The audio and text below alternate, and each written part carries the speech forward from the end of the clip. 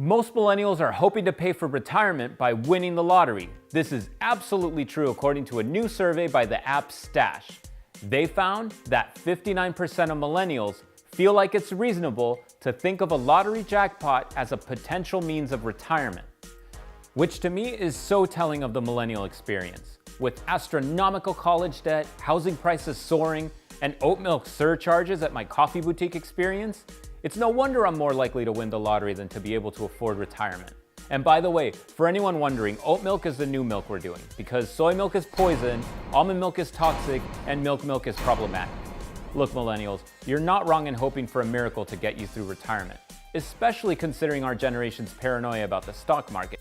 Bankrate's April Financial Security Index survey found that 15% of millennials think the stock market presents the top risk to the economy, compared to 11% of the general population who feel that way. This explains why overall we're weary to invest and have such a grim perspective about retirement plans. But there is a glimmer of hope. Overall, millennials are doing all right. On a whole, we aren't really making the terrible financial decisions we're accused of making by the staff at Forbes who, let's be honest, spend less time trying to understand millennial spending habits and more time summering at father's estate and Martha's vineyard. Here's the numbers. More than 70% of millennials have credit scores above 650, and 40% of millennials have credit scores as high as 750 to 800, according to a report by Sally Mae and Ipsos. When it comes to us Latinos, when we have the opportunity, we're pretty responsible and at least trying to plan for retirement.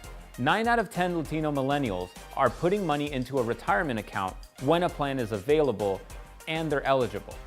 Here's the problem though. According to the National Institute on Retirement Security, 19.1% of millennial Latinos and 22.5% of Latinas participate in an employee-sponsored plan, which means only about a fifth of our peeps are getting the support we need from employers, compared to other demographics who participate at rates around 40%.